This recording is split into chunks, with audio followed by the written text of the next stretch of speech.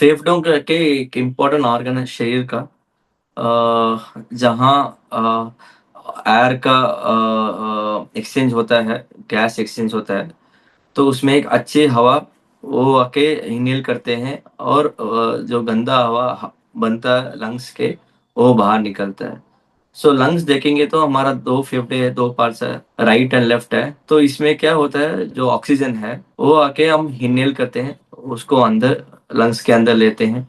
जो शरीर के अंदर जो कार्बन डाइऑक्साइड जो पैदा होता है, वो हमारे शरीर के लिए बैड एयर बोलते हैं, उसको हम एक्सहेल करते हैं। ये लंग्स का सबसे बड़ा इम्पोर्टेंट काम है।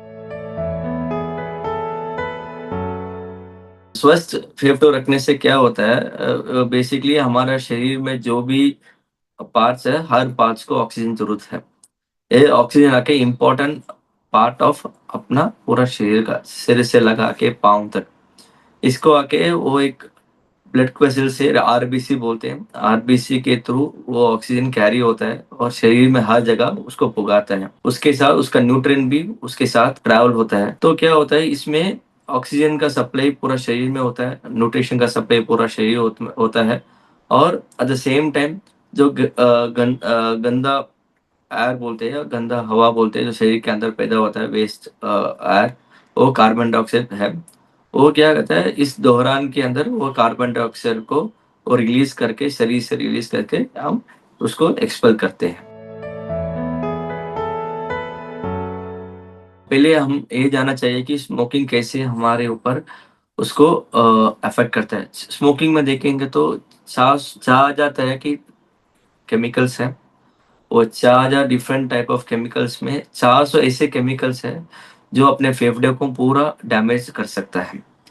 अच्छा, वो क्या डैमेज कर सकता है, जो हम अपने हवा है, श्वास की हवा है, वो नलकी है, उन नलकी के ऊपर जो स्मोकिंग का इफेक्ट है, उसके ऊपर एक पूरी तरह को सेल्स डैमेज हो सकता है। जो सांस लेते हैं, सांस एल्वोले बोलते हैं उनको, एक सैक जैसा होता है, उसमें जाके इसका भी एक डिसेक्शन हो जाता है। इसके बावजूद, इसके होते होते बहुत साल, जब स्मोकिंग का इफेक्ट बहुत दिन और बहुत साल से प्रोग्रेस होता है, तो ये chronic bronchitis, COPD, lung cancer जैसी बीमारी को बदल जाता है। लंग एक्सरसाइज बहुत इंपॉर्टेंट है, हम रेगुलरली करना चाहिए। उसका ये महत्व है कि हम जहाँ रहते हैं, जैसे रहते हैं, हमको पता है कि डस्ट एलर्जी बहुत ज़्यादा होता है, एयर पोल्यूशन बहुत ज़्यादा होता है। सो उनके वजह से हमारा फेफड़ा आके पूरा तरह से अफेक्ट हो जाता है। तो लंग एक्सरसाइज रेगुलरली करने से हमारा जो लंग का फ्लेक्सिबिलिटी है, जो लंग आके एक स्पॉन्ज जैसा है, तो उनका स्पॉन्ज जैसा जो फ्लेक्सिबिलिटी है, उसको मेंटेन करने के लिए हम रेगुलरली लंग्स का एक्सरसाइज करना बहुत ज़रूरी है। और फिर हम देखेंगे कि जो जिसको लंग्स का प्रॉब्लम है, तो वो क्या करना चाहिए। नॉर्मल हेल्थी इंसान को आके मोस्ट ऑफ द टाइम आके उनका लंग्स में कोई भी एलर्जी का जैसा नहीं है, कोई एलर्जी का इश्यूज कुछ भी नहीं किसी का, तो आके नॉर्मल रूटीन फूड खा सकते हैं। इसमें मेजरली उनको क्या फोकस करना होना चाहिए कि पानी हाइड्रेशन अच्छा होना चाहिए, ग्रीन वेजिटेबल्स होना चाहिए, एंटीऑक्सीडेंट कंटेंट फूड। एंटीऑक्सीडेंट का महत्व ज़्यादा है, जिसमें उसका कंटेंट ज़्यादा है, वो लंग्स पे अच्छा इफ़ेक्ट करता है।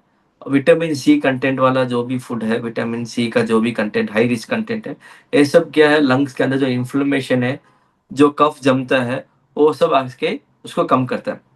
अवॉइड क्या करना चाहिए? अवॉइड पहले ये अवॉइड करना चाहिए जिसे प्रोसेस्ड फूड बोलते हैं हम। प्रोसेस्ड फूड आके कंप्लीटली हम अवॉइड करना चाहिए, ये प्रोसेस्ड फूड जो आके हमको शरीर के अंदर वो उसको कफ जमा देता है। ओके, ठंडा चीज फ्रिज में लेके इमीडिएटली कुछ खाना नहीं चाहिए, वो ध्यान में रखना चाहिए। फुर शुगरेटेड ड्रिंक्स, अच्छा कोई भी sugar content, highly content drinks हो, कुछ भी वो कभी जितने हो सकते हो उसको अवॉइड करना चाहिए। ये सब मेनली जिनको ऑलरेडी एक्सिस्टिंग का लंग प्रॉब्लम हो, जिनको अस्थमा की बीमारी है और कोई लंग्स के हिसाब से कुछ भी बीमारी हो, तो उनका के मेनली प्रोसेस फूड अवॉइड करो, शुगर ड्रिंक्स अवॉइड करो। अच्छा, इसके अलावा हाइड्रेशन पे ध्यान रखो। ये 3 चीज़ बहुत इंपॉर्टेंट है। फिर जो भी फ्रिज से लेते हैं इमीडिएटली वो लोग आके इमीडिएटली कंज़्यूम नहीं करना चाहिए। उनको थोड़ी देर रूम के टेम्परेचर में आप उसको वेट करके फिर उसको कंज़्यूम करना चाहिए। हेल्थी लंग के लिए एक चीज़ इम्पोर्टेंट है कि आप देखें कि आपका सराउंडिंग का एनवायरनमेंट कैसे है। मतलब अगर आप इंडस्ट्रियल जगह पे काम करते हो, केमिकल रिलेटेड जगह में काम करते हो, एक्सपोज़र डस्ट एक्सपोज़र की जगह में काम करते हो, एयर पॉल्यूशन के जगह में काम करते हो, जहाँ आपको पता है कि ये जो भी डस्ट फॉर्मेशन होता है, जो भी ये केमिकल एजेंट्स फॉर्मेशन होता है, जो भी ये पॉल्यूशन हमारा फॉर्मेशन होता है, जो हमारे लंग्स में अफ़ेक्ट कर सकता है, तो उस जगह पे इम्पोर्टेंटली मास्क पहनना चाहिए। फर्स्ट मोस्ट इम्पोर्टेंट है कि आप मास्क पीजिए। ओके। सेकंड क्या करना, एक्सरसाइज 15 मिनट का रोज ही सुबह एक्सरसाइज कीजिए। लंग्स का एक्सरसाइज आप देखेंगे तो 4 से 5 मिनट लगेगा, बस इतना लगेगा पूरा लंग को स्वस्थ रखने के लिए। बेसिक ब्रीथिंग एक्सरसाइज बोलते हैं, ब्रेथ होल्डिंग एक्सरसाइज बोलते हैं, प्राणायाम कर सकते हैं। ये सब मिनिमम मिनिमम 4 से 5 मिनट लगेगा। ये रोज हम प्रैक्टिस कर सकते हैं, जो हमारा लंग का स्टेबिलिटी और इलास्टिसिटी दोनों भी स्ट्रेंथनिंग हो सकते हैं। और फिर जब विंटर का मौसम आता है तो आपका शरीर को ध्यान रखना चाहिए। फ्लू वैक्सीन एक बोलते हैं, निमोकल वैक्सीन बोलते हैं। फ्लू वैक्सीन एक तरह की वैक्सीन है जो हम सालों साल एनुअली हम सजेस्ट करते हैं। कुछ क्राइटेरिया ऑफ पेशेंट्स होते हैं जैसे कि उम्र 65 के ऊपर हो, जिनको बहुत साल से लंग्स की बीमारी से वो जूझ रहे हैं, जिनको आके क्रॉनिक किडनी इश्यूज है, लिवर इश्यूज है, डायबिटिक इश्यूज है, जो बहुत बॉडी ऑर्गन को कॉम्प्रोमाइज करने वाला जो दवाई लेते हैं, उन सबको आके फ्लू वैक्सीनेशन रिकमेंड करते हैं। और निमोकोकल वैक्सीन है जो निमोनिया का वैक्सीन है, तो वो भी हम रिकमेंड करते हैं, क्योंकि ये सब आके इन्फेक्शन के चांसेस और कम करता है। तो उसके हिसाब से शरीर का लंग डैमेज भी और कम हो जाता है।